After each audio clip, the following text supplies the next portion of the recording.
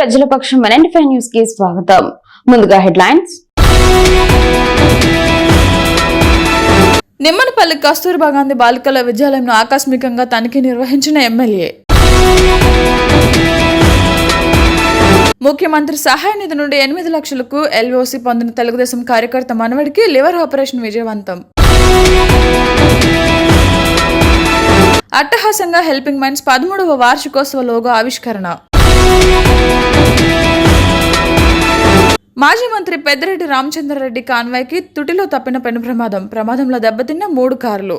ఇక డీటెయిల్స్ చూస్తే, ముఖ్యమంత్రి చంద్రబాబు సూచనలతో రాష్ట్ర వ్యాప్తంగా ప్రభుత్వ పాఠశాలలో విద్యార్థులకు అందుతున్న సౌకర్యాలు, భోజన నాణ్యత వివరాలు తెలుసుకునేందుకు మదనపల్లి నియోజకవర్గం నిమ్మనపల్లి కస్తూరిబా గాంధీ బాలికల విద్యాలయంను ఎమ్మెల్యే షాజహాన్ బాషా ఆకస్మికంగా తనిఖీ నిర్వహించారు. ఈ సందర్భంగా విద్యార్థులకు వడ్డిస్తున్న మధ్యాహ్న భోజనాన్ని స్థానిక తెలుగుదేశం పార్టీ నేతలతో కలిసి పరీక్షించారు. తాను విద్యార్థులతో కలిసి భోజనం చేశారు. అనంతరం విద్యార్థులతో ప్రత్యేకంగా మాట్లాడి పాఠశాలలో అందుతున్న సౌకర్యాలు, వస్తువులను అడిగి తెలుసుకున్నారు. పాఠశాలలో విద్యార్థులకు వడ్డిస్తున్న భోజనం రుచికరంగా ఉండాలని సూచించారు. విద్యార్థులకు అవసరమైన 16 రోజులు కంపల్సరీ పోవాలి. తరగతి గదులు, స్టేజ్ నిర్మాణం, నీటి వసతి కోసం బోర్వెల్ను తక్షణం డ్రిల్లింగ్ చేయించాలని ఎంపీడీఓను ఆదేశించారు. ఈ సందర్భంగా ఎమ్మెల్యే మాట్లాడుతూ, ముఖ్యమంత్రి చంద్రబాబు నాయుడు, యువనేత విద్యాశాఖ మంత్రి నారా లోకేష్లు విద్యా ప్రమాణాలు మెరుగుపరిచి ప్రభుత్వ పాఠశాలలో ఉన్నతమైన విద్యను అందించేందుకు ఎంతగానో శ్రమిస్తున్నారని, వారి ఆశయాలను కస్తూరిబా పాఠశాల సిబ్బంది నిర్వహించాలని గుర్తు చేశారు. కస్తూరిబా పాఠశాలలో 6వ తరగతి ఖాళీగా ఉన్న సీట్లు భర్తీ చేసేందుకు కృషి చేయాలని కోరారు. ఈ కార్యక్రమంలో ఎంఈఓలు పద్మావతమ్మ, నారాయణ, పాఠశాల ప్రిన్సిపాల్ ముని వెంకటమ్మ, సిబ్బంది, మండల పార్టీ అధ్యక్షుడు Rajanna, ex MPP Reddappreddy, ex ZPTC Vasantha Muniratnam, Sujatha, Sripathi, మాజీ ఎంపీపీ మల్లికార్జున, బీసీసీఎల్ సుధాకర్, మాస్తూర్ సర్పంచ్ రమణ పెద్ద సంఖ్యలో తెలుగుదేశం పార్టీ శ్రేణులు పాల్గొన్నారు. అవసరం ఉంటే మీరు కూడా ఇప్పుడు ఒక స్టేజ్ శాంక్షన్ ఇస్తున్నాం, పైన ఒక షెడ్ ఇస్తున్నాం, బోర్వెల్ వాటర్ సప్లై నీరు తక్కువ ఉందన్నారు, దానికి కూడా కొత్త బోర్వెల్ ఉన్నాం. ఈ విధంగా ఏదైతే ఇక్కడ వచ్చి ఒకసారి తెలుసుకున్న తర్వాత సౌలభ్యం కోసం, పరిపాలన సౌలభ్యం కోసం అప్పటికప్పుడే కొన్ని నిర్ణయాలు వాళ్ళు తీసుకోలేదు. ఫైనాన్షియల్ వాళ్ళ దగ్గర ఏమి ఉండవు. సో మనం వచ్చి మండల్ ఫండ్స్లోనో లేదా పంచాయత్ ఫండ్స్లోనో కోఆర్డినేట్ చేసి వాళ్ళకి ఇస్తే వాళ్ళు ఇంకా మెరుగ్గా పనిచేస్తారు. టీచర్స్ అంతా మంచి టీచర్స్ ఉన్నారు, స్కిల్ టీచర్స్ ఉన్నారు, చాలా మంచి డబుల్ డిగ్రీ టీచర్స్ ఉన్నారు. వీళ్ళు తప్పకుండా ఈ స్కూల్కి రాష్ట్ర స్థాయిలో మంచి పేరు తెస్తారు. దానికి పరిగణలో తీసుకొని దానికి అనుసరిస్తూ ఈరోజు తప్పకుండా ఈ స్కూల్స్ అన్ని చూసి ఇక్కడ ఏమేమి లోపాలు ఉన్నాయో క్లియర్ కట్గా ప్రిన్సిపాల్ గారికి, ఎంఈఓ గారికి నోటీస్ పెట్టడం జరిగింది. ఏది ఉన్నా కూడా అవి సవరణ చేసి ఫుడ్ క్వాలిటీస్లో మెయింటైన్ చేయమని. ఫుడ్ స్టాండర్డ్స్ ఏం తక్కువ లేదు, ఫుడ్ అంతా బాగుంది. బట్ వన్ డే స్టైల్లో కూడా చెప్పడం జరిగింది. వాళ్ళు అవన్నీ వంట మనుషులు కూడా చెప్పడం జరిగింది. ప్రిన్సిపల్ గారు, ఎంఈఓ గారు అన్ని దాన్ని కేర్ తీసుకుంటారు. టీచర్స్ కూడా దాన్ని రిపీట్ చేస్తున్నారు. ఇవే కాకుండా చిన్న ఏదో ఫ్యాన్స్, ఏదో బేరింగ్ మిస్సింగ్ అయిపోయింది, అవి కూడా రిపేర్ చేస్తామని చెప్పి ఇమీడియట్గా ఇప్పుడే ప్రిన్సిపల్ గారు ఆ ఎలక్ట్రిషన్ పంపించడం కూడా జరిగింది. ఎందుకంటే ఒకసారి మేము కూడా వచ్చి విజిట్ చేసినప్పుడు సిస్టమ్ ఆఫ్ గవర్నెన్స్లో కూడా వాళ్ళు కూడా చెక్ చేసుకుంటారు. ఇదేమైనా అవసరం ఉంటే మేము కూడా ఇప్పుడు ఒక స్టేజ్ శాంక్షన్ ఇస్తున్నాం, పైన ఒక షెడ్ ఇస్తున్నాం, బోర్వెల్ వాటర్ సప్లై నీరు తక్కువ ఉందన్నారు, దానికి కూడా కొత్త బోర్వెల్ ఉన్నాం. ఈ విధంగా ఏదైతే ఇక్కడ వచ్చి ఒకసారి తెలుసుకున్న తర్వాత సౌలభ్యం కోసం, పరిపాలన సౌలభ్యం కోసం అప్పటికప్పుడే కొన్ని నిర్ణయాలు వాళ్ళు తీసుకోలేదు. ఫైనాన్షియల్ వాళ్ళ దగ్గర ఏమి ఉండవు. సో మనం వచ్చి మండల్ ఫండ్స్లోనో లేదా పంచాయత్ ఫండ్స్లోనో కోఆర్డినేట్ చేసి వాళ్ళకి ఇస్తే వాళ్ళు ఇంకా మెరుగ్గా పనిచేస్తారు. టీచర్స్ అంతా మంచి టీచర్స్ ఉన్నారు, స్కిల్ టీచర్స్ ఉన్నారు, చాలా మంచి డబుల్ డిగ్రీ టీచర్స్ ఉన్నారు. మదనపల్లి గ్రామీణ మండలం వేంపల్లి పంచాయతీ హరిజనవాడకు చెందిన తెలుగుదేశం కార్యకర్త నల్లప్ప మనవడి లివర్ ఆపరేషన్ కోసం అవసరమయ్యే ఆర్థిక సాయం కోసం 20 రోజుల క్రితం మదనపల్లి శాసనసభ్యులు షాజహాన్ బాషా నల్లప్పను వెంట తీసుకువెళ్లి అమరావతిలో ముఖ్యమంత్రి చంద్రబాబు నాయుడు కల్పించి 8 లక్షల రూపాయలకు LOCని మంజూరు చేయించారు. తెదేపా కార్యకర్త నల్లపు మనవడికి నేడు చెన్నై ఆసుపత్రిలో ఆపరేషన్ విజయవంతమైంది. తమ మనవడి ఆరోగ్యం కోసం 8 లక్షల రూపాయలు సహాయం అందించిన ముఖ్యమంత్రి చంద్రబాబు నాయుడు తమ సొంత ఖర్చులతో అమరావతికి తీసుకువెళ్లి LOC ఇప్పించిన మదనపల్లి శాసనసభ్యులు షాజహాన్ బాషాకు ప్రత్యేక ధన్యవాదాలు తెలియజేశారు. మాజీ మంత్రి పెద్దిరెడ్డి రామచంద్రారెడ్డి కాన్వాయ్లో 3 కార్లు ఢీకొన్నాయి. త్రుటిలో తప్పిన పెను ప్రమాదం. ఈ ప్రమాదంలో 3 కార్లు దెబ్బతిన్నాయి. కాన్వేలో మదనపల్లి నియోజకవర్గ యోజన విభాగం అధ్యక్షులు వైసీపీ మదనపల్లి రూరల్ మండల పార్టీ పరిశీలకులు హర్షవర్ధన్ రెడ్డికి చెందిన ఫార్చునర్ వాహనం డ్యామేజ్ అయింది.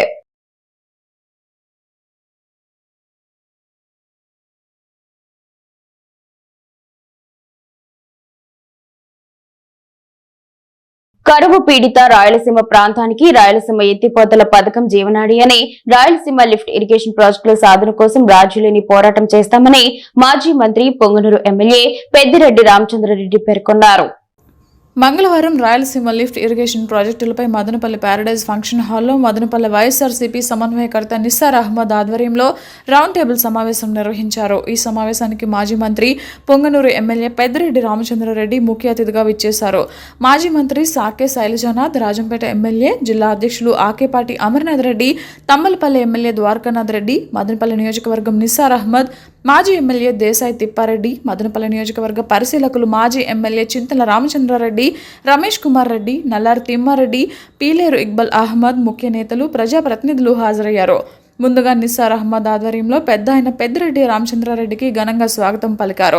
ఇందులో భాగంగా మాజీ ముఖ్యమంత్రి స్వర్గీయ వైఎస్ రాజశేఖర రెడ్డి చిత్రపటానికి మూలమాలలు వేసి నివాళులర్పించారు.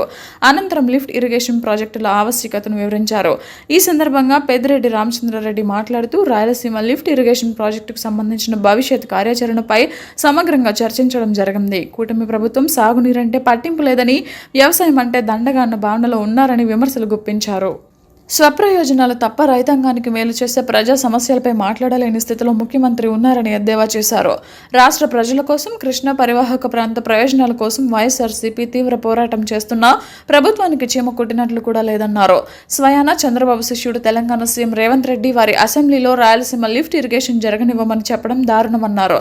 దానిని బట్టే ఇరు రాష్ట్రాల ముఖ్యమంత్రులు కుమ్మక్కై ప్రాజెక్టులను ఆపేసినట్లు స్పష్టమవుతోందన్నారు. రాయలసీమ లిఫ్ట్ వల్ల వచ్చే 22 టీఎంసీలతో ఏం లాభమని ఇరిగేషన్ మంత్రి మాట్లాడడం దారుణమన్నారు. హంద్రీనీవా నుంచి గాలేరు నగర్కి ఉన్న లింక్ కెనాల్ కూడా పూర్తి చేయడం లేదని విమర్శలు గుప్పించారు.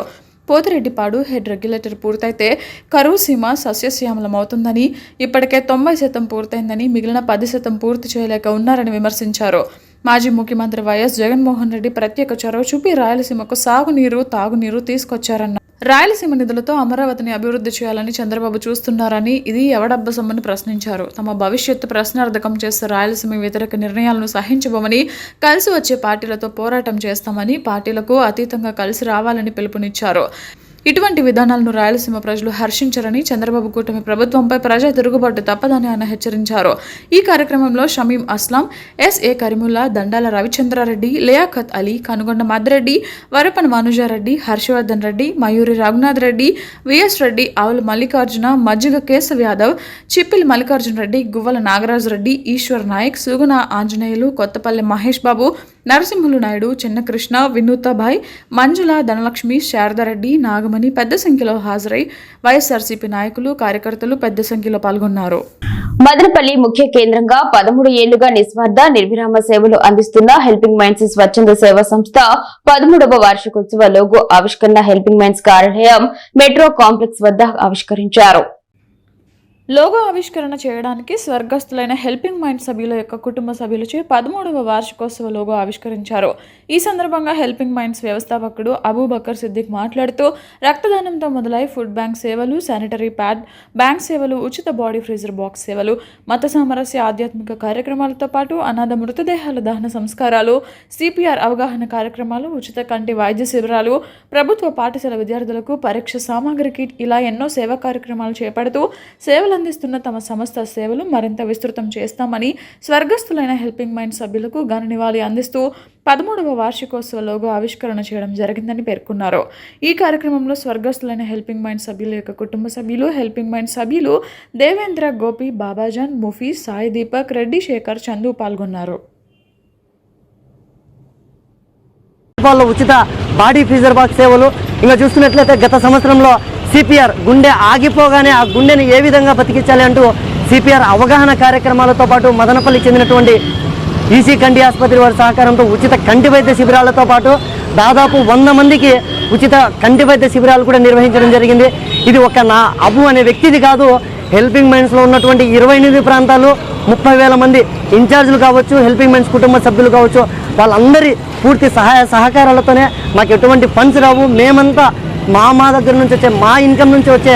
తెలుగుదేశం పార్టీ కేంద్ర కార్యాలయంలో మదనపల్లి పట్టణం 29వ వార్డు ఐటీడీపీ అధ్యక్షులు, జిల్లా క్రిస్టియన్ మైనారిటీ నాయకులు, మదనపల్లి శాసనసభ్యులు మహమ్మద్ షాజహాన్ బాషా ఆశీస్సులతో తెలుగుదేశం పార్టీ పొలిట్ బ్యూరో సభ్యులు, పార్టీ సీనియర్ నాయకులు బండ్ల రామయ్యను మంగళవారం మర్యాదపూర్వకంగా కలుసుకున్నారు.